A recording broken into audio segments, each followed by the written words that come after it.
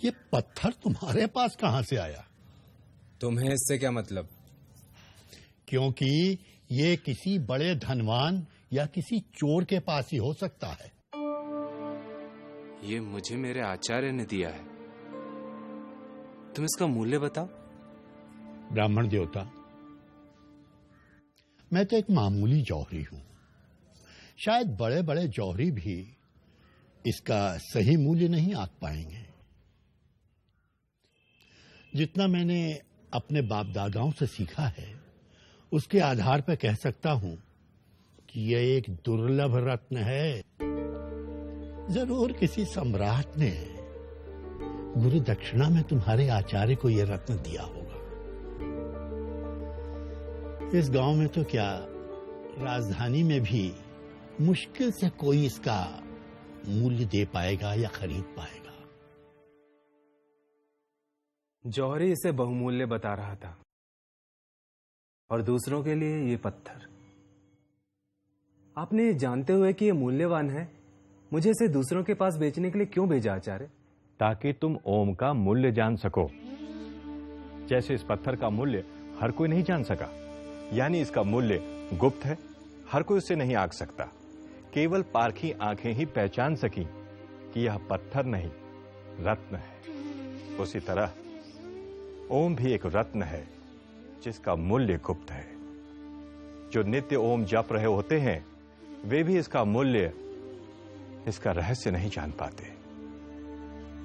जो नित्य ओम जप रहे होते हैं, वे भी उसका मूल्य, उसका रहस्य नहीं जानते। यह कैसे संभव है सूत्रधार? है ना मजेदार बात? शायद इसीलिए ओम का महत्व समझाने के लिए पुराणकारों ने एक अद्भुत कथा की रचना की। भारतीय पौराणिक परंपराओं के जाने पहचाने पात्र और कथा ओम के अर्थ की। प्रजापति, प्रजापति, प्रणाम प्रजापति। मुझे आपसे एक प्रश्न पूछना है। पहले सांस तो ले लो। पूछो, क्या पूछना है? सभी कहते हैं कि प्रजापति के पास सारे प्रश्नों का उत्तर है। क्या आपके पास है? तुम्हारा प्रश्न क्या है? ओम का अर्थ क्या है? यह कैसा प्रश्न है? क्या आपको ओम का तात्पर्य पता है? नहीं ना? तो मैं पार्वती पुत्र आपको अपना बंदी बनाता हूं। चलिए मेरे बंदी बनिए। रचनाकार ने स्वयं को अपनी रचना के हवाले कर दिया, पर इससे देवों में हड़कंप मच गया। सृष्टि में रचना थम गई। क्षण भर में फूलों ने खिलना बंद कर दिया, पेड़ों ने फल देना बंद कर दिया। परेशान देवों ने सृष्टि के संहारक शंकर से गुहार लगाई, और देवताओं की प्रार्थना पर आशुतोष शिव ने कार्तिकेय से पूछा, कार्तिकेय, तुमने प्रजापति को बंदी क्यों बना रखा है? जिनके पास सभी प्रश्नों का उत्तर होना चाहिए, उनके पास मेरे प्रश्न का उत्तर नहीं है। बंदी मैंने नहीं, उन्होंने स्वयं को बनाया है। क्या जिसे ओम का अर्थ नहीं पता, वो अज्ञान के अंधकार का स्वयं बंदी नहीं? क्या तुम्हें ओम का अर्थ पता है कार्तिकेय? क्या आपको ओम का अर्थ पता है पिता? मैं तुमसे जानना चाहूंगा। तो उसके लिए आपको मुझे अपना गुरु स्वीकार करना होगा। ठीक है, मैं तुम्हें अपना गुरु स्वीकार करता हूं। कहते हैं पुत्र ने पिता को उनकी गोद में बैठकर ओम का अर्थ बताया। देवताओं के सेनापति कार्तिकेय ने भगवान आशुतोष को ओम का जो अर्थ बताया है, वह मैं तुम्हें बता रहा हूं। ओम एक अक्षर है, एक शब्द है। यह ध्वनि या नाद भी है। ओम में 3 ध्वनियां हैं जिन्हें मात्रा कहा जाता है। वे हैं अ, उ और म। जब अ और उ मिल जाते हैं तो ओ बनता है, और जब इस ओ से म जुड़ जाता है तब ओम बनता है। किसी भी व्यक्ति की, चाहे उसकी मातृभाषा कोई भी क्यों ना हो, जब वह उच्चारण के लिए मुंह खोलता है तो स्वाभाविक अकार की ध्वनि ही निकलती है, और जब वह उच्चारण के अनंतर मुंह बंद करता है तब केवल मकार की ध्वनि सुनाई पड़ती है। और जब वह ओटों को पास लाकर मुंह को आधा खुला और आधा बंद रखता है, तब ऊकार की नैसर्गिक ध्वनि सुनाई पड़ती है। यानी जब मुंह खोलते हैं तो अ, मुंह बंद करते हैं तो म, और दोनों के बीच ऊ की ध्वनि सुनाई देती है। इसलिए सारी भाषाओं की सारी ध्वनियां, चाहे वे स्वर हों या व्यंजन, वे सब ओंकार के अंतर्गत ही आती हैं। इसलिए ओम विशिष्ट वैश्विक ध्वनि है।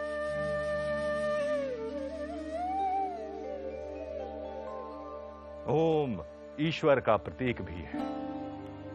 मांडुक्य उपनिषद के अनुसार जागृत अवस्था का समग्र जागृत प्रपंच ओंकार की प्रथम मात्रा अ से अभिव्यक्त होता है। समस्त स्वप्नावस्था का प्रपंच ऊ मात्रा से अभिव्यक्त होता है और सुषुप्ति अवस्था का प्रपंच म से अभिव्यक्त होता है। संपूर्ण प्रपंच ही ईश्वर है और जागृत, स्वप्न और सुषुप्ति ही समस्त प्रपंच है, और इन तीनों का प्रतीक अ, उ, म है। इसलिए ओम ही ईश्वर का अति अद्भुत प्रतीक है। ओंकार ईश्वर के निर्गुण स्वरूप का प्रतीक भी है। मांडुक्य उपनिषद का घोष है कि जैसे तीनों अवस्थाएं ब्रह्म या आत्मा से ही उत्पन्न होती हैं और उसी में विलीन हो जाती हैं, वैसे ही तीन मात्राओं से बना ओम भी शांति या निशब्दता से उत्पन्न होता है और उसी में विलीन हो जाता है। इसलिए दो ओंकार के उच्चारणों के अंतराल के बीच की निशब्दता, जिसे अमात्रा कहते हैं, निर्गुण ब्रह्म का ही प्रतीक है। ओंकार के उच्चारण के समय अ मात्रा उ मात्रा में, उ मात्रा म मात्रा में विलीन और म मात्रा निशब्दता में विलीन हो जाती है। उसी प्रकार उपासना के समय इसी ओम के उच्चारण को आधार ले साधक स्थूल जागृत प्रपंच को सूक्ष्म या मानसिक प्रपंच में और सूक्ष्म प्रपंच को कारण प्रपंच में विलीन करता है। आगे उसका भी अतिक्रमण कर वह केवल शांत निर्गुण शांतम शिवम अद्वैतम आत्मा में ही स्थिर हो जाता है। यही ओंकार उपासना की चरम सीमा है। यानी ओम वह सब अभिव्यक्त करता है जो कुछ अस्तित्व में है और जो समूचे अस्तित्व का मूल है, और जो सबसे परे है वह भी। ओम को प्रणव भी कहते हैं, यानी वह जिसके द्वारा ईश्वर की स्तुति की जाती है। सूत्रधार ओम का दार्शनिक अर्थ तो मैं समझ गई, पर बहुत से मंत्रों और प्रार्थनाओं में प्रारंभ में ओम क्यों कहा जाता है? जैसे ओम नमः शिवाय, ओम नमो नारायणाय, ओम नमो भगवते वासुदेवाय इत्यादि। नटी, ऐसा कहा जाता है कि ईश्वर ने संसार की रचना ओम और अथ का उच्चारण करने के पश्चात आरंभ की थी। इसीलिए ऐसी मान्यता है कि किसी भी कठिन कार्य को आरंभ करने के पहले ओम के उच्चारण की ध्वनि शुभ होती है। इसीलिए बहुत से मंत्र और वैदिक प्रार्थनाएं ओम से ही आरंभ होती हैं। इतना ही नहीं, दैनिक जीवन में अभिवादन के लिए भी ओम का प्रयोग किया जाता है, जैसे हरि ओम। तो नटी, इस प्रकार ओम सब कुछ व्यक्त करता है, जीवन का लक्ष्य और उस लक्ष्य तक पहुंचने का साधन, जगत और उसका अधिष्ठान रूप सत्य। तो फिर प्रजापति का क्या हुआ सूत्रधार? उन्हें तो छूटना ही था नटी, पर उनके बंदी होने के कारण देवताओं और मनुष्यों ने ओम का गूढ़ार्थ जाना।